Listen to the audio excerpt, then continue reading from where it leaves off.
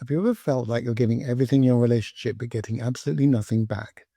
Because if so, it's a common problem. And today's topic is one I know a lot of you have been waiting for me to deal with, which is how do you get to value you and show you respect once again? It's a common problem with longer marriages. So maybe you've been feeling neglect your partner to value you and show you respect when they did, or like the appreciation that he once had for you has disappeared. Well, the good news is there are real effective steps you can take to rebuild that connection. And it's pretty much all about approaching the relationship in a healthy way without manipulation or games, which will not work. So in this video, I'm going to share the exact strategies that I use with my clients to help them reignite the spark and get the respect that they deserve, i.e. you deserve. So let's dive in. The first stage is recognizing the signs of emotional distance. So you're clear on what's actually happening. Because feeling emotionally distant from your partner can sometimes be so subtle that you don't realize it's happening until it feels really overwhelming. So I want you to keep an eye out for these signs that you might be dealing with, which firstly, probably most obvious one, that he's stopped making an effort with you. If he's no longer going out of his way to do little things for you, plan time together, that's an obvious sign of emotional distance, because when someone values you, you're made the priority. Secondly, conversations can feel just that little bit shallow. You find that when you talk, it's all about daily tasks, the kids, the cleaning, the car, it's all about logistics. There's no deep connection. And that emotional intimacy and fun that used to be there is completely missing. That's a very clear, obvious sign. Three, that there's no physical closeness or intimacy. I mean, the spontaneous kisses, hand holding, hugs, cuddling disappeared, maybe even just, sitting together. Physical touch is a very strong indicator of emotional closeness. And when that fades, you start to feel undervalued and you don't feel respected. Number four, he avoids important conversations. You find that when you talk, it's all functional. It's all about picking up the kids, what's for dinner, what time you have to get to work, but never about dreams and fears and what's really going on in your heart. And if you've ever been trying to address your feelings and he just literally appears disinterested or is shutting down or acting like everything's fine when it's not, that creates even more distance. That's called emotional avoidance. And it's a huge red flag and a very common one because it's more subtle. Fifthly, I deal with communication, and so much of this is about body language. Pay attention to how he's physically interacting with you. Has it changed? Is he sitting further away from you, avoiding eye contact, closing off his body by crossing his arms? These are all signs that the emotional gap has started affecting his physical presence as well. And if you notice these patterns, it's a clear sign that something needs to change. Have you noticed any of these signs in your relationship? Do any of these resonate with you? Because if they do, let me know in the comments. And if you're finding this video insightful and helpful, do the subscribe thing, hit the bell, and join in the conversation.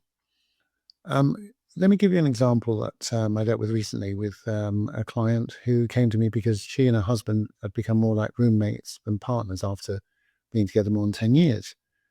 She complained that he stopped touching her affectionately and just basically emotional avoidance, no deep conversations. So I worked with her on changing how she approached those moments so she could take control instead of blaming him. And instead of saying, well, you never touch me anymore, you never want to spend time with me anymore, she was more vulnerable and said, well, look, I miss the way we used to connect. I used to enjoy our time together. It's not guilt tripping. It's just really just speaking your truth. And that small change made a huge difference. And their relationship has actually improved pretty radically with this communication skill. And on that note, there are some ways which are a completely wrong way to get his attention. Now, look, I know if you feel undervalued and disrespected, I know it's really tempting to play games, give the silent treatment a hit back, but trust me, it will only backfire. Common mistakes: playing hard or playing hard to get and acting distant. If you think that pulling away and acting like you don't care will make him realize what he's missing, that will not build his respect. Those kind of mind games will only push him away. And it creates a spiral and a cycle of emotional insecurity that can become very difficult to break very quickly if you persist. On that note, like the second issue, silent treatment, giving the cold shoulder, being passive aggressive, showing that you don't care might get a reaction at first. He might notice it instantly, but it won't rebuild his respect for you because he's going to feel punished.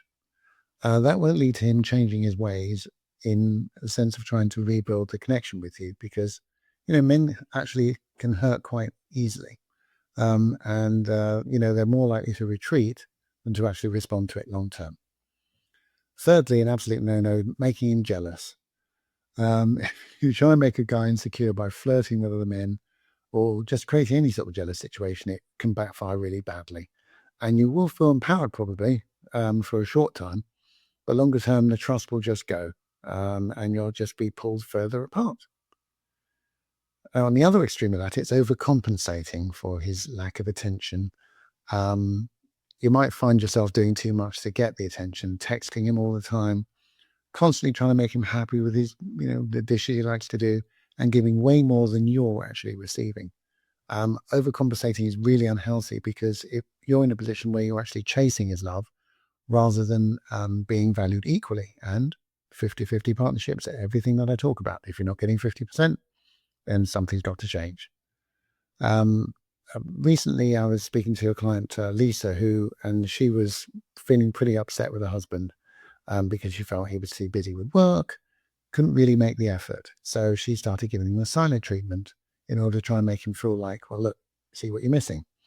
But like I said earlier, men tend to retreat and he's just distanced himself more.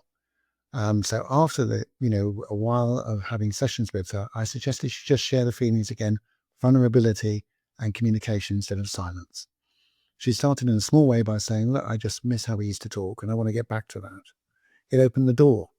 And in fact, her husband's felt safe enough since to share his own struggles, which are really those of, feeling in today's world, it's tough to provide for the family. And that's why he's shutting down. He felt guilty about sharing his struggles and laying that on her. They're really happy. And that's what I'm here for. So, so what's the right approach to rebuild intimacy when this has happened? If you rebuild the intimacy, this really will get his attention. And again, it requires communication, vulnerability, and just small intentional actions, not the big ones. But as you've seen from the earlier examples, being vulnerable communication and leading with that instead of blame or accusation helps him open up without becoming defensive. And you might even acknowledge your own role in it and say, well, look, I've been feeling a bit disconnected lately. And that really makes me sad because, we're just so close normally and I want to know what's going on. Be honest and invite him into the conversation instead of shutting the door on it. And following on from that, ask for his input. Don't assume that he doesn't care. As you know from the earlier example, it was all about work. That was the problem. That was causing the problem why there was no communication. And so give him the space to share how he feels. And make suggestions about how he can reconnect. Make it a team effort to try and repair it.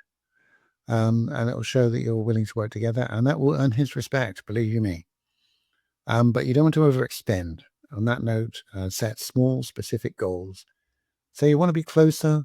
It might confuse him a little bit. So just suggest small changes, like can we spend 15 minutes together after dinner, just talking at the end of the day, or just even plan one date night a month. It's difficult when you're busy, and it can get missed, and that's when, as I say, your feeling of not being seen and not being respected will escalate. And on that note, be the leader. One of the best ways to encourage them to reconnect is just take the lead. Whether you're feeling, hurt and distance, plan something, leave a note, make a small gesture, and it'll probably make him feel like he needs to reciprocate. Don't overdo it. Don't love bomb with grand gestures. Just be consistently there. Okay, the goal is to actually rebuild the rift, not to grow it. So even though you may be feeling dist, think of the end game. That's what works. Remember, getting him to value again is not about manipulation, silent treatment, or playing games. It's all about connection, respect, and emotional intimacy. And communication, it takes practice. You need to practice it and get the skill to deliver. So I'd love to hear from you in the comments. If you're watching this and you're feeling undervalued right now, what steps do you think you can take to rebuild that connection? And if you're working through that right now, what do you finding the most challenging thing to do? Keep it small and let me know what you're doing. Drop a comment below if you need help. Let's talk. And, if this video is helping you, do subscribe because there's information coming out on this channel every week. Subscribe for that weekly advice on relationships and you'll know stuff. So thanks so much for watching and I'll see you in the next video.